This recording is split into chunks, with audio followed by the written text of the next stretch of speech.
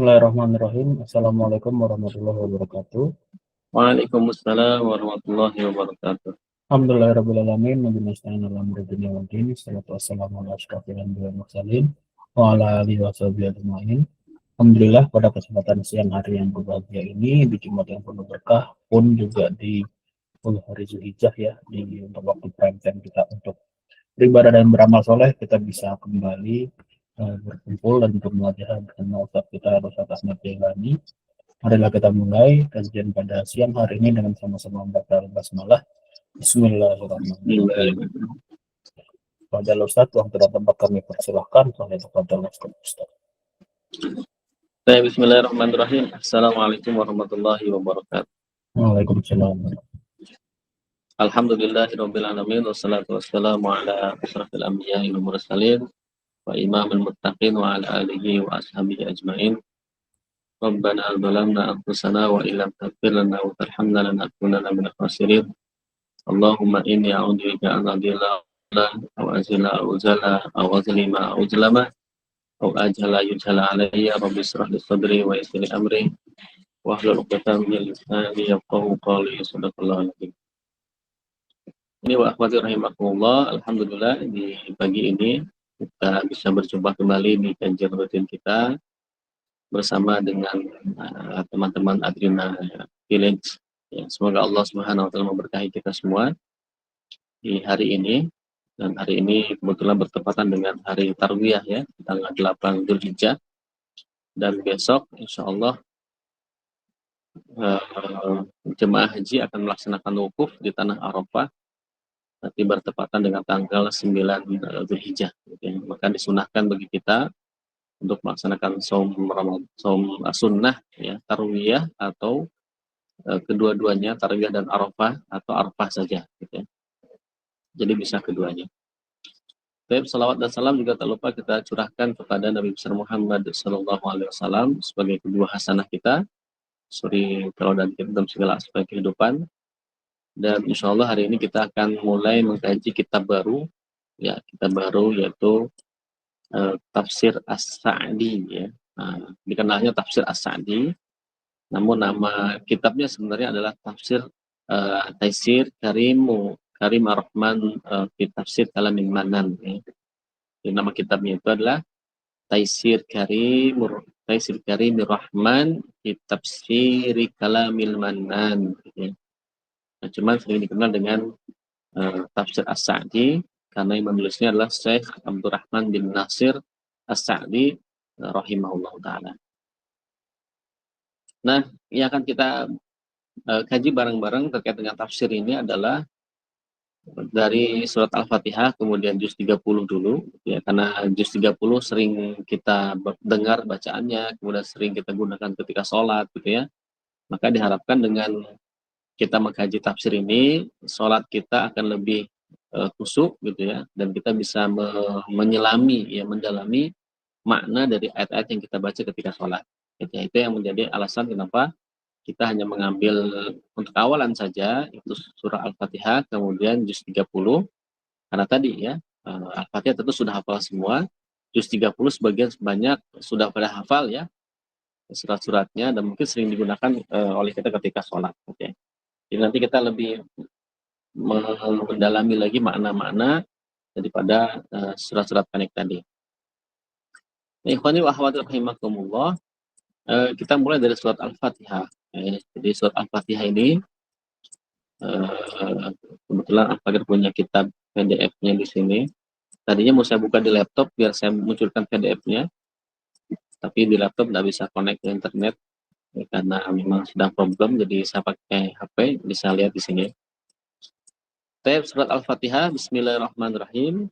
Bismillah. Jadi surat Al-Fatihah, Imam Asy-Sya'di, Syekh Asy-Sya'di mengambil pendapat bahwa Bismillah masuk dalam surat Al-Fatihah. Maka surat Al-Fatihah disebutkan sebagai ayat pertama di sini. Ya, Bismillahirrahmanirrahim. Bismillahi ay abtadi'u bikul ismillah bikul ismin lillahi ta'ala. Ya. Jadi dengan menyebut nama Allah, yaitu abtadi'u, saya memulai, kata Imam Asy-Sya'di, kayak kata Syekh Asy-Sya'di, atau kata penulis, abtadi'u bikulli, aku memulai dengan semua, ya, dengan semua ismin lillah, dengan semua lafaz nama Allah, ya. Jadi ismin di sini adalah dalam kurung al-husna, ya. Nah, jadi bikul ismil husna lillah. Jadi asmaul husna, nama-nama Allah yang baik. Li'anna lafdha ismin, karena lafaz isim mufradun mudhafun, ya, itu adalah mufrad juga mudhaf. Jadi kalau kita belajar bahasa Arab, kalimat ismi itu adalah, atau kata ismi posisi sebagai mudhaf, ya. Mudhaf, sedangkan Allah ini sebagai mudhaf ilaihnya. Jadi dia mufrad tunggal, mufrad itu, kemudian dia mudhaf. Ya, mudhaf itu berarti ditempelkan ke kata setelahnya. Kalau dalam bahasa Indonesia disebut dengan kalimat majmuk, ya. Jadi dua kata digabungkan jadi satu menjadi makna lain. Seperti kepala dengan sekolah kan beda makna tuh. Ketika digabungkan menjadi kepala sekolah. Ini juga ismun dengan Allahi. Ismun itu nama, Allahi Allah. Ketika digabungkan menjadi ismullah, jadi nama Allah. Nah, jadi ini disebut dengan nama-nama Allah. Ya. Jadi berarti mencakup apa? Mencakup, ya, faya ummu jami al asmaul husna, berarti mencakup semua asmaul husna. Jadi semua asmaul husna yang 99 nih. Nah, jadi bismillahi maknanya dengan menyebut semua nama-nama Allah, ya, atau semua asmaul husna yang dimiliki oleh Allah. Itu maksud dengan kata ismun di situ, ya. Kemudian Allahi bismillahi, Allahi di situ huwa al-ma'luhu al-ma'bud, yaitu lafaz Allah yaitu yang diibadahi. Ya, al-ma'bud yang diibadahi, al-ma'luh yang disembah. Ya, al-ma'luh yang disembah, apa yang diibadahi, sedangkan al-ma'bud yang disembah. Ya. Al-mustahiq yang berhak li ifradihi bil ibadah, yang berhak paling berhak diesakan oleh Allah. Oleh kita, ya, maksudnya diesakan, disatukan. Ifrad itu berarti esa. Bil ibadah, dalam ibadah. Jadi kita, ya, hanya berhak mengesakan Allah ketika ibadah. Ya, jadi ketika kita menyembah Allah, ketika kita melakukan amal ibadah, ketika kita menyembah, maka yang diesakan itu hanya Allah. Berarti tidak boleh di sini kita menyembah selain Allah. Ya, menyembah selain Allah dan pengertian kita bersujud kepada selain Allah. Atau kita taat kepada selain Allah. Karena istilah ibadah atau ma'bud berarti yang disembah atau yang ditaati. Ya, yang disembah plus juga yang ditaati. Ya.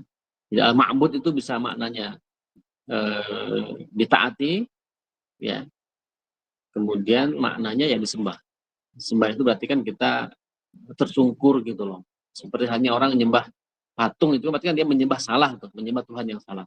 Atau menyembah gunung, ya kan? Atau menyembah pohon, berarti kan maknanya dia menyembah. Ya, menyembah itu berarti menjadikan pohon, gunung atau patung sebagai Tuhan atau wasilah Tuhan. Nah, itu juga tidak boleh. Jadi tidak boleh mewasilahkan penyembahan kepada Allah. Itu jatuhnya kepada musyrik. Ya. Nah, orang-orang musyrik dulu pada zaman Nabi, mereka sebenarnya bukan tidak percaya kepada Allah. Ya, mereka percaya bahwa semua alam semesta ini diciptakan oleh Allah. Tapi salahnya mereka adalah mereka menyekutukan Allah. Mereka menyembah selain Allah. Ya, menambah-nambah sesembahan. Itu namanya musyrik. Ya, makanya mereka disebut sebagai orang-orang musyrik. Ya, orang kafir dari golongan musyrik. Nah, mana yang kedua, al-ma'bud itu adalah yang ditaati. Berarti semua apa yang Allah perintahkan, semua yang Allah larang, kita harus betul-betul taati, harus kita tinggalkan. Nah, jadi yang paling berhak kita sembah, yang paling berhak kita taati, ya, fil ibadah itu hanyalah Allah Subhanahu wa taala. Ya. Lima tasafa bihi min sifatil uluhiyah wa hiya sifatul kamal. Ya. Karena Allah itu memiliki sifat dengan sifat-sifat uluhiyah, sifat-sifat ketuhanan yang paling sempurna, ya, wa hiya sifatul kamal, sifat yang sempurna. Ya. Nah, makanya dalam Islam, dalam tauhid gitu ya, kita itu harus percaya kepada Allah, meyakini Allah sebagai Tuhan kita, plus juga dengan asma wa sifat. Jadi Asmaul Husna-nya juga kita harus yakin, kemudian sifat-sifat Allah juga harus kita yakini. Jadi asma was sifat. Ya, tidak boleh kita hanya mempercayai Allah saja, tapi tidak mempercayai, tidak meyakini bahwa Allah memiliki Asmaul Husna, bahwa Allah memiliki sifat. Ya, kita harus percaya itu. Ya, bahwa Allah memiliki Asmaul Husna dan Allah memiliki sifat uluhiyah, ya, sifat ketuhanan yang sempurna. Nah, bukan berarti dengan adanya, kenapa kita harus percaya sama Asmaul Husna sama sifat? Karena Allah memerintahkan itu. Ya, Allah memerintahkan itu dan bahkan Allah menyebutkan nama-namanya dalam Al-Qur'an. Itu menunjukkan bahwa kita harus yakin dengan apa yang Allah sampaikan. Itu saja. Ya. Jadi bukan karena logika gitu, bukan karena logika bahwa manusia aja punya sifat, punya nama, kenapa Allah nggak punya sifat, nggak punya nama? Bukan begitu alasannya.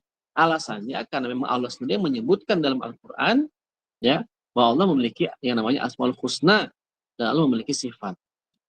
Gitu. Ya, jadi lebih kepada memang perintah Allah. Ya. Jadi bismillahi sudah cukup satu kata, kemudian Ar-Rahmanir-Rahim, bismillahirrahmanirrahim. Ar-Rahman Ar-Rahim ini ismani dalani ala annahu ta'ala dzurrahmah al-wasi'ah al-'azimah allati wasi'at kullu syai' wa amat kullu hayyin wa katabaha lil muttaqina al-muttabi'ina lil anbiya'ihi wa rusulihi. Ya. Ar-Rahman Ar-Rahim ini dua nama yang menunjukkan bahwa Allah memiliki sifat rahmat dan memiliki sifat kasih sayang yang sangat luas dan besar. Al-wasi'ah al-'azimah. Ya. Yang itu meliputi semua sesuatu, segala sesuatu. Jadi rahmatnya Allah itu tidak terbatas hanya kepada manusia saja.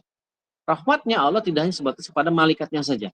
Tapi rahmatnya Allah itu meliputi semua makhluk Allah Subhanahu wa taala. Kullu syai'. Ya. Bahkan wa amat kullu hayyin, bahkan meliputi semua yang hidup. Ya. Nah, jadi kalau kullu syai' itu berarti semua yang mati dan hidup, kemudian dikhususkan oleh penafsir ini termasuk juga yang hidup. Maksudnya yang hidup dikhususkan, sedangkan yang tadi kullu syai' berarti meliputi semuanya. Ya, yang mati, yang hidup, ya, semua dalam makhluk Allah itu tidak luput dari yang namanya rahmat Allah Subhanahu wa taala. Ya, rahmat Allah itu luas sekali. Ya.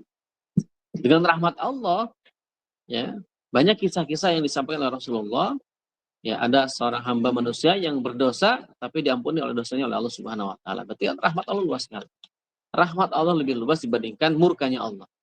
Gitu ya. Kata kuncinya di situ ya. Rahmat Allah itu lebih luas dibandingkan murkanya Allah. Nah, oleh karena itu maka kita harus husnudzon ya kepada Allah Subhanahu wa taala dengan apa yang Allah telah tetapkan bagi kita. Ya. Kenapa? Karena Allah senantiasa menetapkan segala sesuatu bagi setiap manusia, masing-masing manusia. Memang kita tidak tahu bagaimana ketetapan Allah buat diri kita. Kita hanya diminta meyakini, mengimani bahwa Allah menetapkan segala sesuatu bagi kita. Gitu, ya. Nah, inilah makanya kita harus yakin betul bahwa Allah Subhanahu wa taala memiliki rahmat yang sangat luas dan meliputi segala sesuatu. Dan Allah sudah menetapkan wa katabaha lil muttaqin, bagi orang yang bertakwa, ya. Wal muttabi'in, orang-orang yang mengikuti, ya, li anbiya'i, kepada para nabinya, wa rusulihi, dan orang-orang yang dan kepada rasul-rasul mereka. Ya. Fa haula'i lahum ar-rahmatu al-mutlaqah wa min adahim falahu nasibun minha. Ya.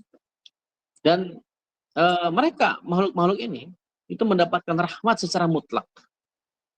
Nah, selain itu mereka juga akan mendapatkan bagian atau jatah, ya, dari rahmatnya Allah Subhanahu wa taala.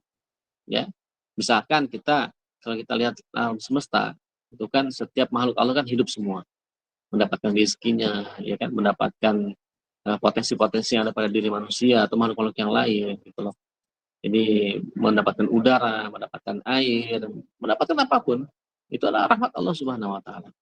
Itu meliputi semua makhluknya, tidak lagi dipandang mana orang kafir, mana orang mukmin, semuanya dapat kebagian. Ya, rahmat Allah Subhanahu wa taala. Nah, kemudian wa'lam anna minal qawa'idil muttafaqi 'alaiha baina salafil ummati wa immatiha al-imanu bi asma'illahi wa sifatihi wa ahkamis sifat. Ya. Dan ketahuilah bahwa kaidah ya, yang sudah muttafaq, yang sudah disepakati oleh umat dan juga para a'immah, yaitu para imam, imam maksud pimpinan para ulama ya, ulama besar, yaitu apa? Beriman dengan nama dan sifat Allah dan hukum terkait sifat. Jadi tiga tuh. Asma, ya, sifat, dan ahkamus sifat. Jadi kita tuh beriman kepada Allah, beriman kepada nama, beriman kepada sifat, dan juga beriman kepada ahkamus sifatillah. Ya. Jadi beriman itu tidak hanya sebatas beriman kepada Allah saja. Ya. Fayu'minuna mathalan bi'annahu rahman rahim. Ya. Beriman kepada apa namanya nama misalkan Allah Rahman Rahim. Ya. Allah Rahman Rahim. Maksudnya apa? Dzur rahmah allati ittasifa biha. Al-muta'allaqatu bil marhum. Ya. Bahwa Allah memiliki sifat rahmat yang itu disifatkan kepada Allah Subhanahu wa taala. Ya. Jadi Allah memiliki sifat rahmah dan terkait dengan makhluk yang mendapatkan rahmat tadi. Muta'alliqah ya, terkait dengan makhluk yang mendapatkan rahmat. Jadi misalkan ini, kita melihat makhluk itu selamat dari azab, selamat dari kecelakaan. Itu adalah berarti dia mendapatkan rahmat Allah gitu loh. Ya, jadi terbebasnya manusia dari kecelakaan itu menunjukkan bahwa dia mendapatkan rahmat Allah. Ketika dia misalkan ya misalkan seperti saudara-saudara kita di Palestina ya, bahwa mereka kelaparan, kemudian mereka mendapatkan rizki dari Allah yang berlimpah, misalkan dengan datangnya di laut di pantai Gaza itu ikan-ikan yang pada ke darat semua, itu berarti rahmat Allah. Ya. Jadi setiap apa yang terjadi di muka bumi ini yang berkaitan dengan kebaikan itu pasti tidak lepas dari rahmatnya Allah Subhanahu wa taala. Itulah Allah memiliki sifat Ar-Rahman dan Rahim ya, yang memiliki sifat rahmah ya dengan makhluk, dan itu pasti terkait dengan makhluk yang mendapatkan rahmat itu sendiri. Gitu ya. Fanam ya kulluha atharun min athari rahmatihi, dan betul bahwa semuanya mendapatkan pengaruh atau mendapatkan dampak dari dampak rahmatnya Allah. Wa hakadha fi sa'il asma, dan itu pun terjadi pada semua nama-nama Allah. Jadi ketika Allah memiliki nama Ar-Rahman dan Ar-Rahim yang mengandung makna itu berarti memiliki sifat rahmah, sifat rahmahnya itu memiliki dampak kepada seluruh makhluknya. Gitu loh ya. Nah, begitupun juga dengan asma yang lain, nama-nama Allah yang lain. Misalkan yuqalu fil alim, bahwa Allah memiliki nama al-alim ya, yang maha mengetahui. Innahu alimun dzu ilmin, bahwasanya Allah maha mengetahui ya, Allah memiliki pengetahuan. Ya'lamu bihi kulla syai'in, bahwa Allah mengetahui segala sesuatu. Jadi Allah mengetahui dengan sifat atau dengan nama al-alim ini semua sesuatu. Baik yang namanya kulla syai' berarti sesuatu yang sudah terjadi, yang saat ini terjadi, dan yang akan terjadi. Allah sudah mengetahui semua. Baik yang rinci ataupun juga yang global. Baik yang detil ataupun yang umum. Allah maha mengetahui semuanya. Kenapa? Karena Allah memiliki sifat al-asma al-husna al-alim yang menunjukkan bahwa beliau Allah Subhanahu wa taala memiliki sifat maha mengetahui. Gitu. Jadi itu terkait dengan makhluk juga. Ya. Bahwa pengetahuan makhluk itu tidak lepas dari pengetahuan Allah. Bahwa Allah memberikan pengetahuannya kepada manusia. Sebagaimana dulu Allah mengajarkan ilmu kepada Nabi Adam. Ya kan? Karena sumber ilmu pertama kali kan Nabi Adam. Nabi Adam kemudian mengajarkan kepada keluarganya, terus sampai kemudian ilmu itu berkembang. Tetap sumbernya adalah Allah Subhanahu wa taala. Wa 'allama Adam al-asma' kullaha. Bahwa Allah mengajarkan Nabi Adam dengan nama-nama seluruh nama-nama yang ada di muka bumi ini. Gitu. Ya, jadi itu yang maksud dengan bahwa Allah memiliki asma Ar-Rahman Ar-Rahim. Bismillahirrahmanirrahim. Alhamdulillahi Rabbil Alamin. Alhamdulillahi huwa as-sanau 'ala Allahi bisifatil kamal. Bahwa alhamdulillah ini adalah pujian kepada Allah Subhanahu wa taala, bahwa Allah memiliki sifat kesempurnaan. Wa bi af'alihi da'irati bainal fadli wal adli. Ya, juga pujian terhadap perbuatan Allah. yang mengandung keutamaan dan keadilan. Ya. Falahul hamdul al-kamil, maka bagi Allah itu puji-pujian yang sempurna. Bijami'il wujuh, ya, bagi Allah kesempurnaan dalam segala sisi. Jadi yang berhak dipuji itu hanya Allah. Ya, makanya bagi kita sebagai seorang muslim ketika mendapatkan nikmat apapun, mau nikmat kecil, nikmat sedang, nikmat besar, maka wajib bagi kita mengucapkan alhamdulillah. Kenapa? Kita ingin meyakinkan kepada diri kita sendiri bahwa hanya Allah yang berhak dipuji. Ya, karena al di situ menunjukkan bahwa hanya Allah yang memiliki puji-pujian.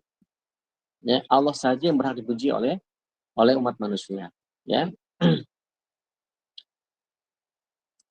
Kemudian Rabbil alamin, ar-rabbu huwa al-murabbi jami'al alimin, ya. Di Rabbi itu dari kata apa namanya? Maknanya adalah mengatur, mengurusi, ya. Itu namanya Rabbi. Berarti huwa al-murabbi jami'al alimin. Allah lah yang mengatur seluruh alam semesta ini, ya. Jadi Allah lah yang mengajarkan, yang mengatur atau memberikan ilmu seluruh alam. Nah, jadi itu disebut dengan Rabbil alamin. Jadi yang mengatur alam semesta ini adalah Allah Subhanahu wa taala dengan segala macam mekanismenya masing-masing. Ya, mekanisme alam semesta, mekanisme langit, mekanisme bumi, bulan dan sebagainya. Itu Allah Subhanahu wa taala yang mengatur semua dan mengajarkan alam ini sehingga bisa bergerak, ya, sesuai dengan mekanismenya. Wa hum min siwallahi bi khalqihi iyyahum wa idaduhu lahumul alati wa in'amuhu alaihim bin ni'amil azimati allati law faqaduha lam yakun lahum al-baqa. Ya. Jadi semesta alam selain Allah, ya, dengan ciptaan Allah dan Allah siapkan sebagai ayat-ayatnya, Allah berikan kenikmatan yang besar. Apabila semua makhluk tidak mendapatkan kenikmatan ini, tidak akan ada yang tersisa bagi mereka. Jadi dengan adanya Rabb, ya, bahwa Allah mengatur segala alam semesta, Allah sudah berikan nikmat yang besar bagi makhluknya. Ketika ya tidak diatur oleh Allah, maka makhluk tidak akan lagi tersisa. Ya, makhluk ini akan hancur begitu saja. Ya, kenapa? Karena ada pengaturan inilah kemudian kita merasa dimudahkan. Ya, bagaimana kita tidak dimudahkan? Ya, kita bisa makan telur, ya kan? Itu kan berarti sederhana saja. Itu Allah mengatur bagaimana ritme, ya, makhluk-makhluk Allah itu bertelurnya kapan, ya kan? Kemudian juga tanaman-tanaman. Makanya bagi kita sebagai muslim, berapapun jumlah umat manusia yang hidup di muka bumi ini, itu pasti semuanya bisa dipenuhi oleh bumi ini. Karena bumi ini sudah disiapkan oleh Allah, ya, untuk umat manusia. Selama Allah melahirkan anak-anak, melahirkan makhluk-makhluknya yang ada di muka bumi ini, maka selama itu pula bumi ini masih siap untuk memenuhi kebutuhan mereka. Gitu. Nah, beda kalau pikirannya orang kapitalisme. Orang kapitalisme itu kan memandang bumi ini sudah nggak sanggup ngasih makan manusia atau makhluk hidup yang ada di muka bumi. Kenapa? Karena sudut pandangnya kapitalisme. Gitu. Nah, lalu bagaimana kok masih ada orang miskin, masih ada orang kelaparan, masih ada makhluk-makhluk hewan lain yang jangan dapatkan makan? Itu bukan karena pengaturan Allah, itu karena penyimpangan manusia. Ya, karena mereka serakah, ya, kemudian mereka juga tidak membuat mekanisme distribusi yang benar, karena problem ekonomi sekarang kan sebenarnya bukan diproduksi, bukan juga dikonsumsi, tapi didistribusi. Ya, bahwa ada ketidakadilan pendistribusian kebutuhan pokok itu saja. Ya, dan ada pandangan yang berbeda gitu, pandangan yang keliru. Ya, bahwa manusia itu kata mereka, ya, itu kebutuhannya tidak terbatas katanya. Sedangkan ketersediaan alam semesta ini terbatas. Ini kan dari situ mindsetnya. Mindset dari situlah kemudian muncul orang-orang yang serakah. Muncul pengaturan pendistribusian yang keliru. Gitu.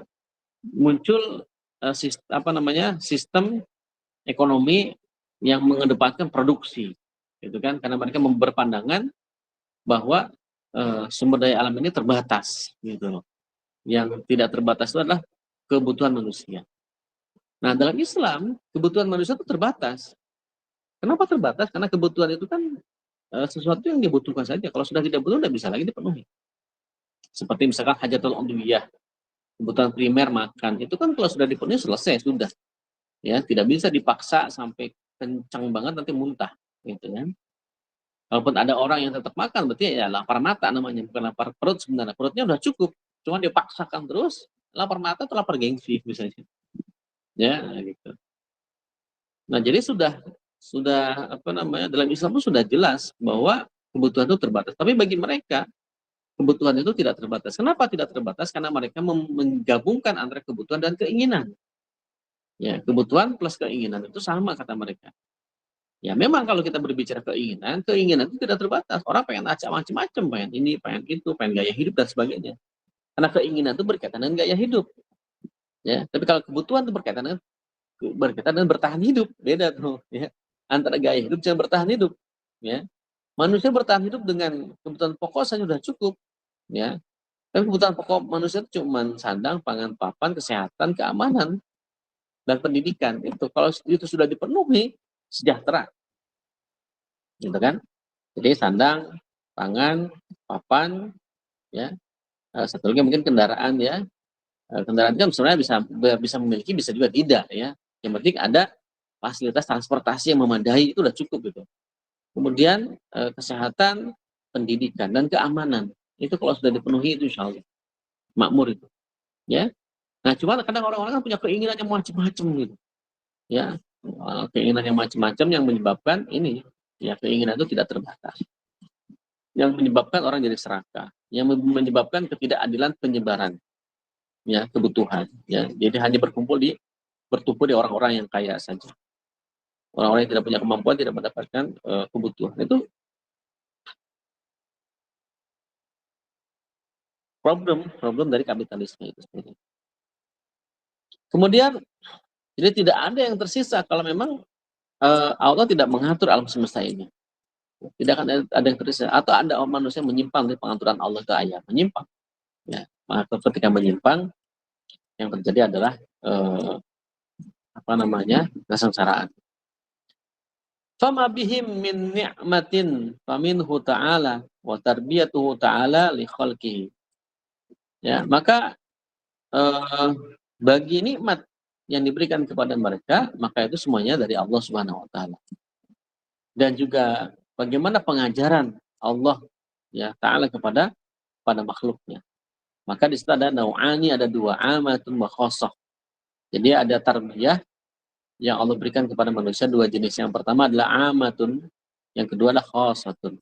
Fal amatu, adapun yang umum, hiya khalquhu lil makhluqina wa rizqihim wa hidayatihim lima fihi masalihihim allati fiha baqa'uhum fid dunya.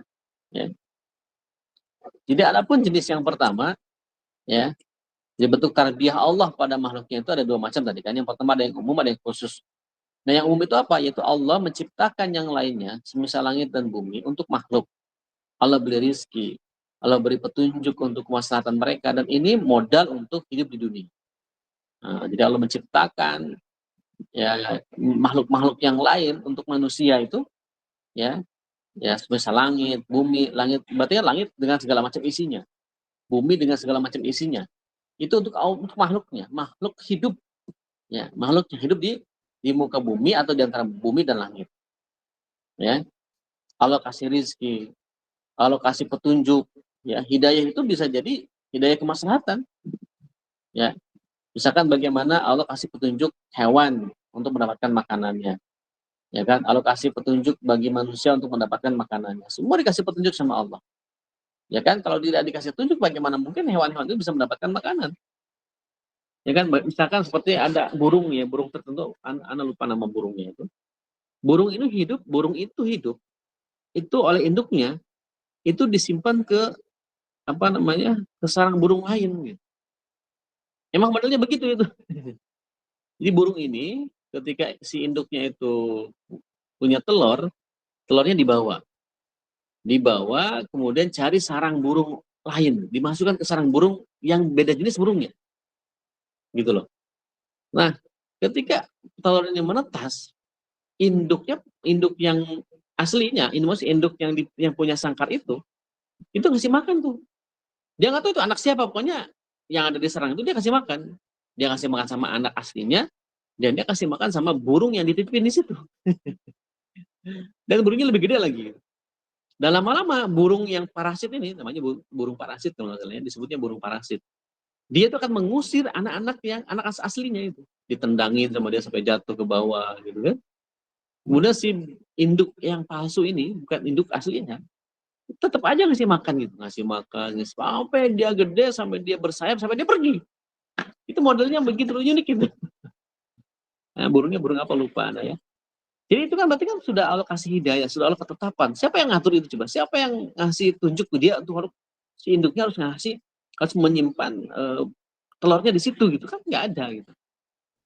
Nah, Allah yang mendidik mereka, Allah yang mengarahkan mereka, Allah yang mengarahkan semua makhluk yang ada di muka bumi ini untuk mendapatkan rezekinya, gitu loh, untuk mendapatkan kemaslahatan. Itulah modal hidup di dunia ini. Gitu. Nah, ini juga manusia juga sama kan gitu. Jadi bertemu kita dengan siapapun itu mungkin jalan Allah memberikan rezeki. Mungkin antum bertemu dengan tim Adrina, bertemu dengan macam-macam lah itulah. Nah, itu mungkin jalan rezekinya antum. Ya, ini masya Allah. Ya. Jadi ini adalah tarbiyah Allah yang sifatnya ammah umum. Sedangkan yang Allah khosoh, tarbiyah yang Allah yang sifatnya khusus, tarbiyatuhu li auliyaihi. Ya, pendidikan atau tarbiyahnya Allah kepada auliyanya, para wali-walinya. Wa yurabbihim bil iman, maka Allah mendidik mereka dengan iman. Wa yuwaffiqihim lahu, dan Allah berikan pemahaman fikih, pemahaman agama kepada mereka. Wa yukallimuhum, ya, wa yakmiluhum, dan Allah sempurnakan agama mereka. Wa yadfa'u anhum as-sawaraf, ya, dan Allah tahan, maksudnya hindarkan mereka dari as-sawaraf wal awaiqa al-hailati bainahum wa bainahu. Ya. Jadi Allah hindarkan mereka dari apa? Dari bahaya dan faktor-faktor yang menghalangi makhluk dengan Allah Subhanahu wa taala. Nah, jadi wali Allah ini khusus nih. Nah, jadi maksudnya yang disebut dengan wali Allah itu adalah orang-orang yang taat betul kepada Allah Subhanahu wa taala. Itu menjadi wali Allah. Ya, jadi wali Allah itu ya memang orang-orang yang menjadi kekasih Allah. Ya, yang Allah cintai. Jadi manusia yang mencintai Allah, Allah mencintai dia. Nah, apakah wali Allah itu khusus bagi orang-orang yang kayak yang lagi viral sekarang ya dengan makoli ina misalkan? Ya enggak juga.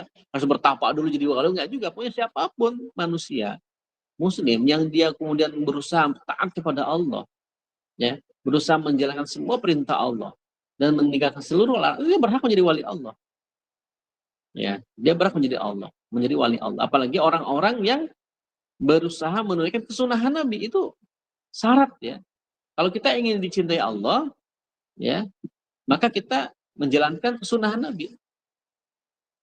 Jadi para ulama menyebutkan ya, kalau kita hanya mencintai Allah, maksudnya kalau kita hanya menjalankan kewajiban-kewajiban yang fardu-fardu saja, itu baru level kita mencintai Allah. Mahabbatullah. Baru level mahabbatullah. Kita mencintai Allah. Itu namanya mahabbatullah. Kalau kita baru level mengerjakan yang wajib-wajib saja, yang fardu-fardu saja. Tapi kalau kita sudah mulai gemar, rutin melakukan yang sunnah-sunnah, itu levelnya naik menjadi ma'al mahbub, ya, mahbubillah. Jadi yang dicintai oleh Allah. Gitu. Nah, jadi kalau kita ingin dicintai oleh Allah, ya, maka kita harus mengikuti sunnahnya Rasul, melakukan ibadah-ibadah sunnah, yang nafilah-nafilah, tahajud, ya, salat duha, puasa Senin Kamis, ya, puasa Arafah Tarwiyah, puasa sunnah yang lainnya, Daud misalkan ya, atau sholat sunat syuruk ya, atau sholat sunnah yang lain, itu upaya kita untuk mendapatkan cintanya Allah. Gitu. Ya, jadi menurut para ulama, kalau kita ingin dicintai oleh Allah, maka kita menjalankan kesunahan-kesunahan, insya Allah. Ya, kalau kita baru sebatas melakukan kewajiban, itu baru level mahabbatullah. Kita baru mencintai Allah saja. Nah, apakah Allah mencintai kita? Wallahu a'lam bishawab, kita tidak tahu. Ya, berikutnya baru adalah kalau kita ingin dicintai al-mahbub, ya, dicintai oleh Allah Subhanahu wa taala, maka kita harus melakukan amal-amal sunnah. Gitu ya. Nah, itu bisa jadi wali Allah. Orang kalau sudah dicintai oleh Allah, apapun doanya Allah kabulkan. Masya Allah. Ya. Kemudian wa haqiqatuha tarbiyatut taufiqi likulli khairin wal ismati min kulli syarrin. Ya. Jadi hakikatnya ya, makna dari rahasia gitu ya.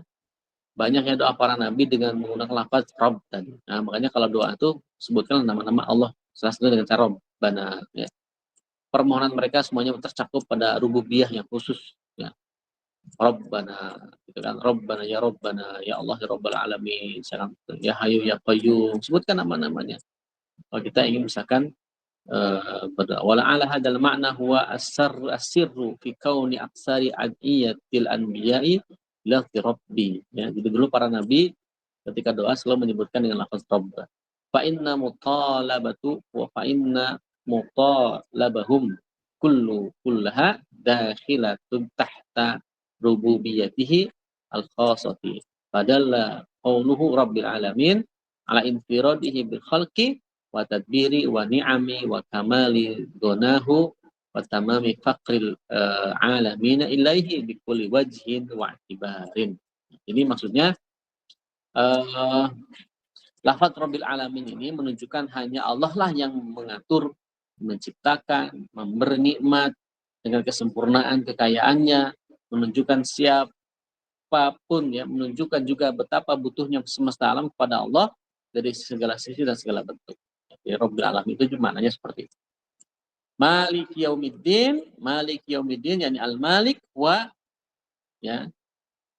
Al-Malik itu maksudnya adalah man ittasifa bi sifatil malik allati min athariha an ya'mura wa yanha wa yathibu wa yu'aqabu wa yathibu wa yu'aqabu wa yatasarrafu bima malikihi bi jami' anwa'i tasarrufati wa asnafil malik ya liyaumiddin wa huwa yaumul qiyamah yaumu yadanin nasi fihi bi amalihim khairuha wa syarruha. Lianna fi dzalikal yaum yadhharu lil khalqi tamamal dhuhuri kamali milkihi wa adlihi wa hikmatihi wan qita'i amlakil akhlaqi. Jadi maksudnya bahwa Al-Malik di situ yang artinya Maha menguasai hari pembalasan, Malik Yaumiddin, itu sifat ya. Dimana dengan sifat Al-Malik itu raja ini Allah yang berhak memerintahkan. Nah, jadi Allah Al-Malik di situ maknanya Allah yang berhak memerintahkan. Allah yang berhak melarang. Allah yang memberikan pahala yuhabu tadi.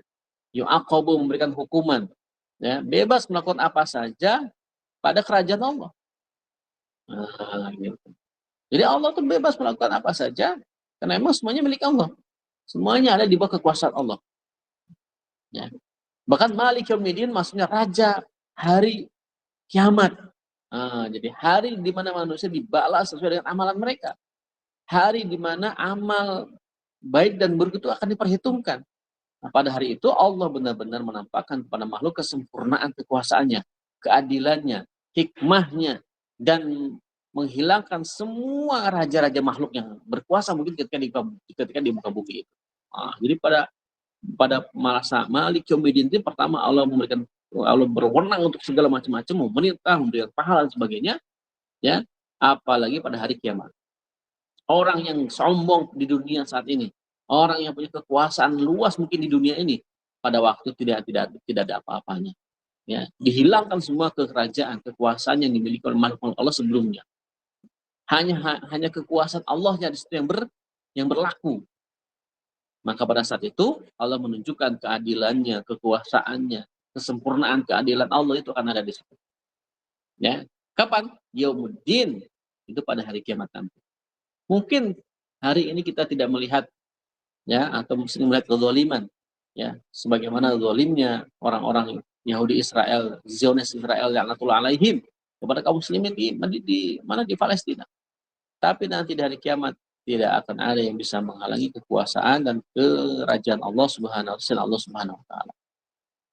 Gitu. Jadi pada hari itu menunjukkan betul-betul kebesaran Allah. Makanya kalimatnya aja membuat kita merinding. Maliki Yaumiddin. Ya, Maliki Yaumiddin. Gitu. Jadi huruf-hurufnya saya dipilih. Gitu ya. Maliki Yaumiddin. Ya. Hatta innahu yastawa fi dzalikal yaum al-muluku wa ri'aya wal abidi wal ahrar. Dan pada hari itu semuanya sama. Ya, al-muluk, para raja-raja, wari'aya, para rakyat-rakyat, raja rakyat sama semua. Wal abid, hamba sahaya, wal akhrar, orang-orang yang bebas, merdeka juga sama. Kulluhum mud'inuna li'azimatihi, khadi'una li'izzatihi, muntadiruna limajazatihi, rajuna thawabihi, khaifuna min aqabihi, walidzalika khassahu bidzikri, wa illa fahuwal malikul yaumiddini wa ghairatin minal ayyam, ya. Jadi pada hari itu semua makhluk statusnya sama. Raja, rakyat, budak ataupun orang merdeka itu semuanya sama.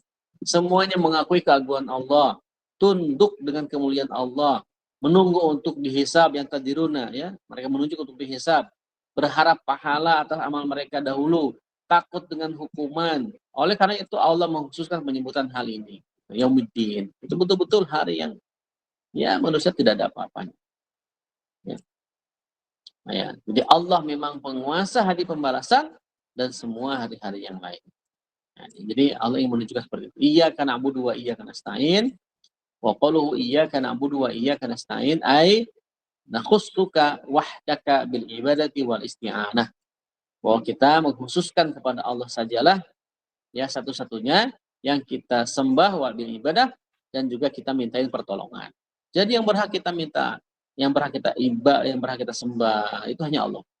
Yang berhak kita minta tolong itu hanya Allah Subhanahu wa ta'ala. Li'anna taqdimal ma'mul yufidul hasar. Ya wa huwa isbatul hukmi lil madhkur wa nafyihi amma adahu. Jadi mengedepankan ma'mul atau maf'ul, mengedepankan objek. Iyyaka kan objek ya. Iyyaka itu objek, ya.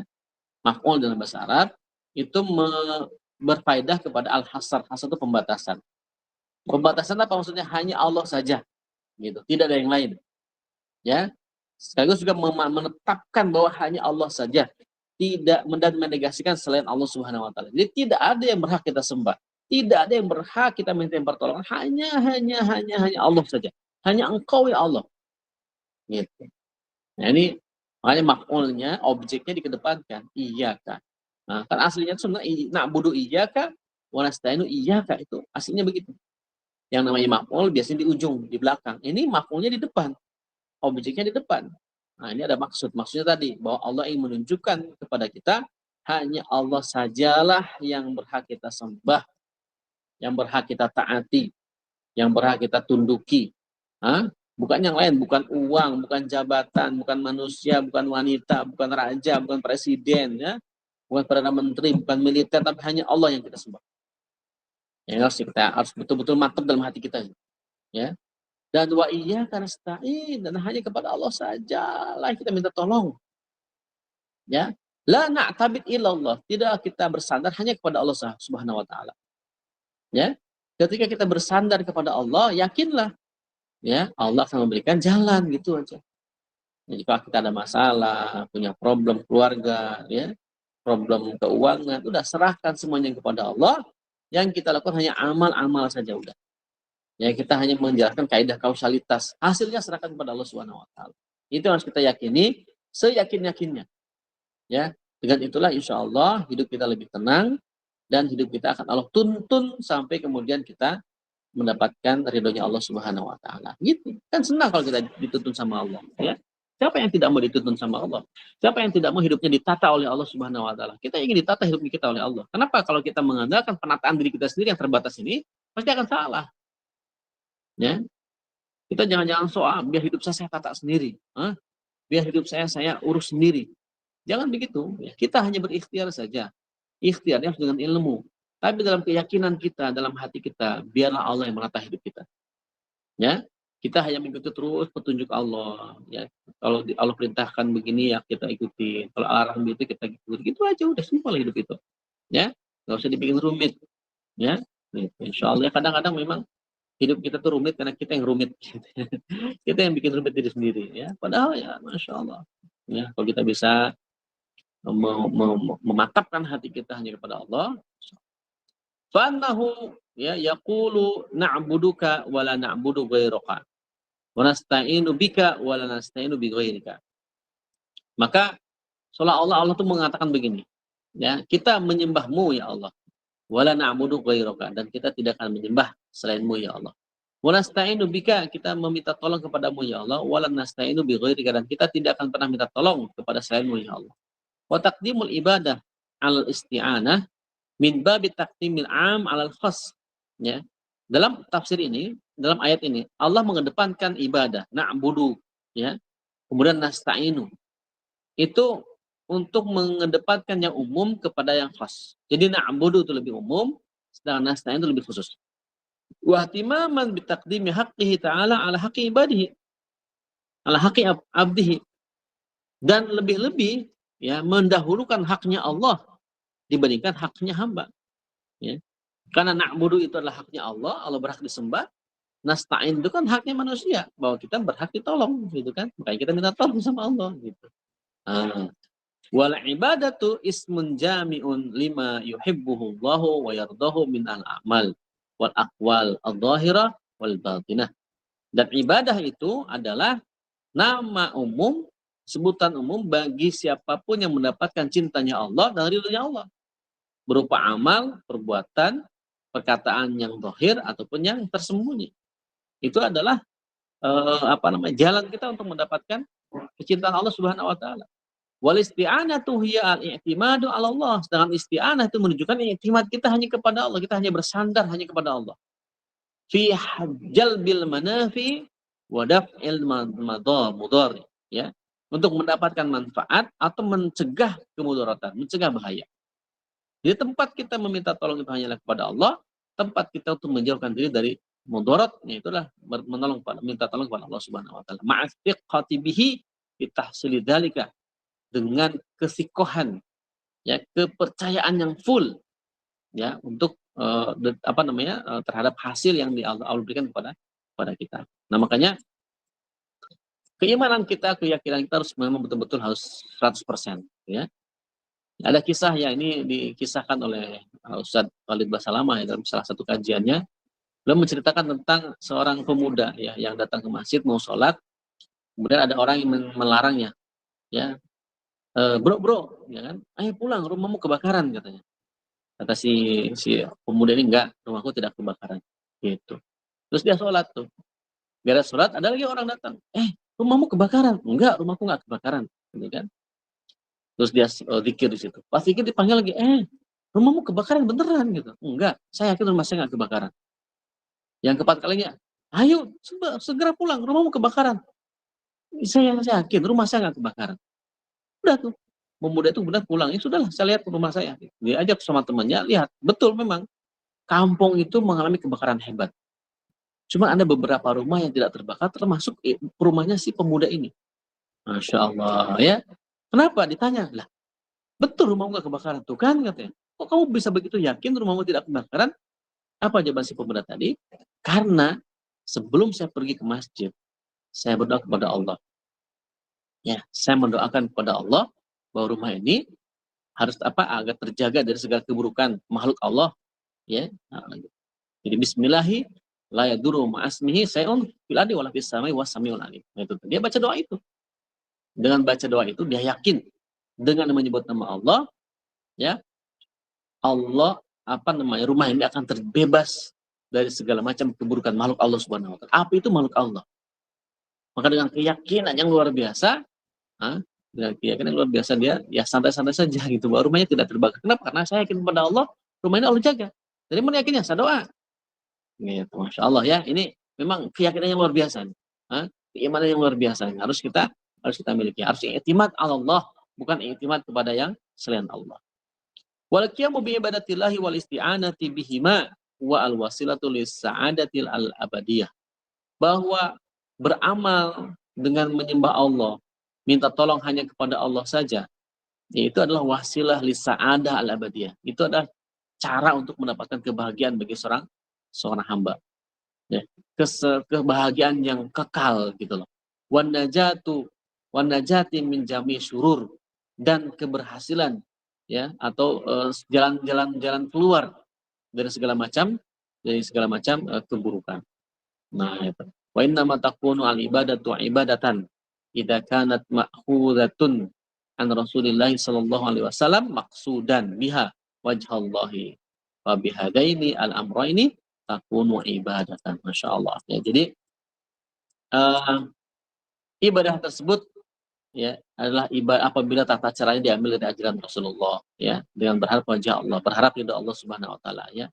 Dua perkara ini adalah syarat agar menjadi ibadah. Ya. Jadi dua perkara apa? Itu adalah ibadatullahi wasta'inu billahi. Kita hanya menyembah kepada Allah dan hanya isti'anah, minta tolong hanya kepada Allah Subhanahu wa taala. Wallahu a'lam bishawab.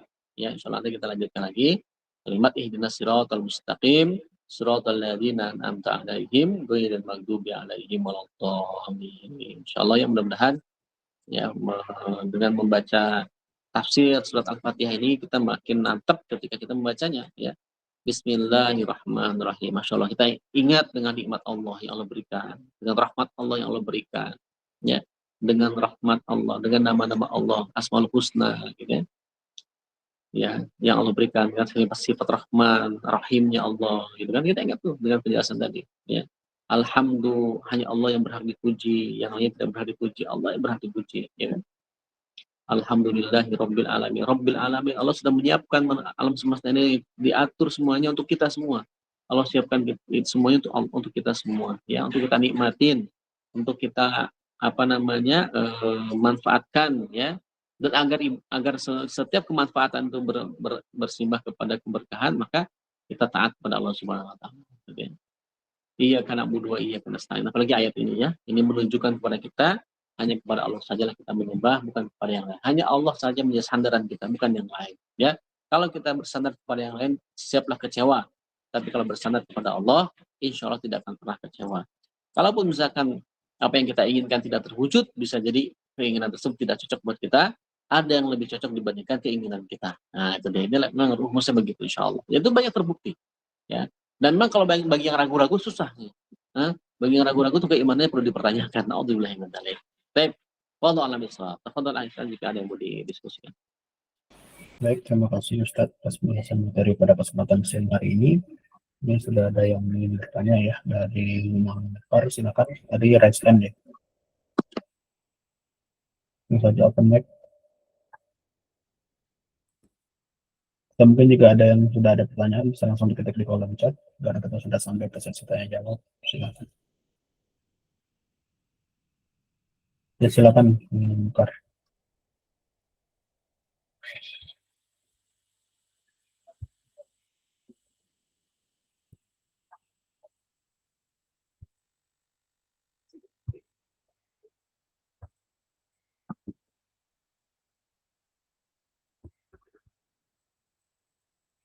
Halo.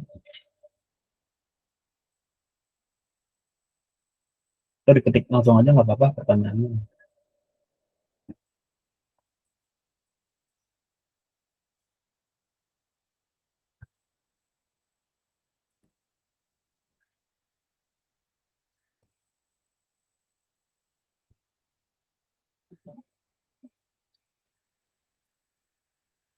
Assalamualaikum Pak Ustadz, izin bertanya ya. Waalaikumsalam. Waalaikumsalam warahmatullahi wabarakatuh. Ya Pak Ustadz, ini mau bertanya ya tentang surat Al-Fatihah, yaitu biasanya kan dimulai dengan A'udzubillahi minasyaitonirrajim gitu ya Pak Ustadz ya. Nah itu yang jadi pertanyaan saya itu sunnah atau wajib Pak Ustadz ya? Kalau sebelum membaca surat Al-Fatihah seperti itu Pak Ustadz. Ya. Udah? Iya Pak Ustadz. Baik. Hukum membaca ta'awudz ya.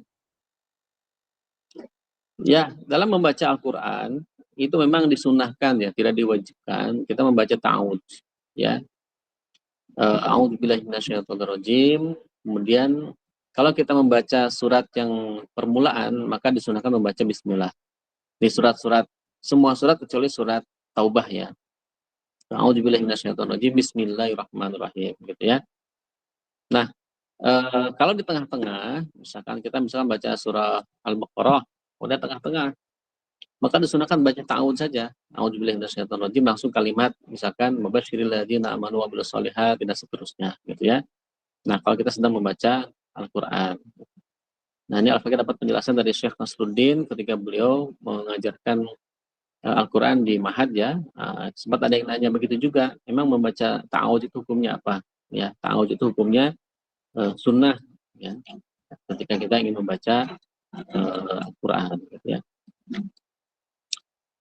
Gitu ya, tidak wajib ya, kalaupun lupa ya tidak kalaupun kita tidak membaca ta'awudz tidak kemudian menjadi berdosa. Karena kan kalau kita bilang wajib, konsekuensinya kalau kita tidak baca ta'awudz maka dosa. Begitu bukan maksudnya atau gimana? Iya Pak Ustadz. Ya jadi gitu tadi, membaca ta'awudz itu hukumnya sunnah ya, insyaallah. Ya, Baik Pak Ustadz, syukron. Ya, Pak. Ya, baik, terima kasih Pak Ustadz atas jawaban dan dari pertanyaan yang diberikan.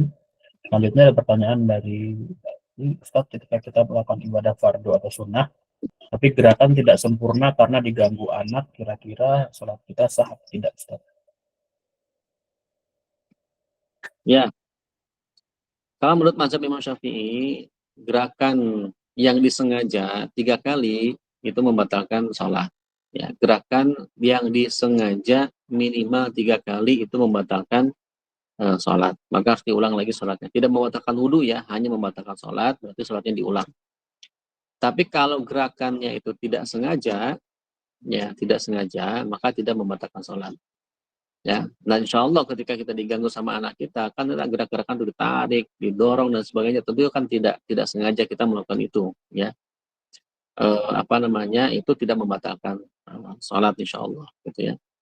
Nah di kitab Ibadatul Ahkam juga disebutkan, ya kalau misalkan bergerak sengaja, melangkah misalkan, itu kalau menurut mazhab Imam Syafi'i, melangkahnya itu harus terputus-putus. 1 diam, 2 diam, 3 diam, itu tidak membatalkan sholat.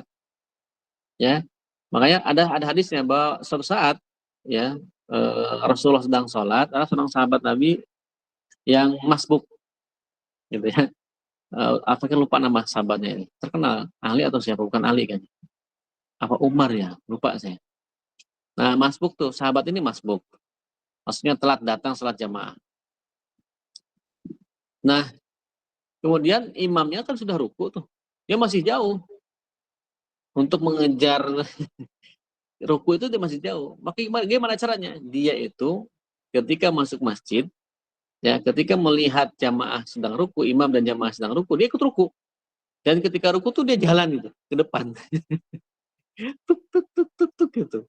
Dan itu ketika imamnya berdiri, baru tuh nyampe langsung dia berdiri. Ini mendapatkan pahala, mendapatkan bagian dari rakaat 1, rakaat itu. Karena dia tidak ingin menghilangkan rakaat pertama gitu.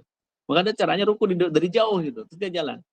Dan itu oleh Rasulullah tidak dilarang, tidak kemudian disalahkan, tidak. Ya. Berarti ada takrir di situ bahwa Nabi membolehkan model begitu. Artinya gerakan itu ya selama, maka di situ para ulama berbeda pendapatnya. Ada yang menyatakan gerakannya itu kalau bergerak terlalu cepat itu membatalkan sholat. Tapi kalau misalkan geraknya terputus-putus tadi tuh, jalannya pelan-pelan 1, 2, 3, diam 1, diam 3, diam. Tapi dalam kondisi ruku itu tidak membatalkan sholat. Nah, jadi kembali ke pertanyaan, gerakan yang tidak disengaja karena diganggu oleh anak yang mungkin ikut sholat atau sebagainya, itu tidak membatalkan sholat insya Allah. Tapi kalau gerakannya disengaja minimal 3 kali, itu bisa membatalkan sholat. Wallahu a'lam bishawab. Ya, baik, terima kasih Ustaz atas jawaban dari pertanyaan yang saya berikan. Ya, insya Allah sudah cukup ya untuk pertanyaan pada kesempatan kajian siang hari ini. Terima kasih. Akhirnya sampai juga kita di penghujung kajian. Marilah kita tutup kajian pada siang hari ini dengan sama-sama membaca Alhamdulillah. Alhamdulillahirrahmanirrahim. Dan membaca doa kafaratul majlis. Subhanakallahumma wa bihamdika. Astagfirullah wa atubu ilaik. Terima kasih. Wassalamualaikum warahmatullahi wabarakatuh. Waalaikumsalam warahmatullahi wabarakatuh. Jazakumullah khair semuanya. Waalaikumsalam. Assalamualaikum.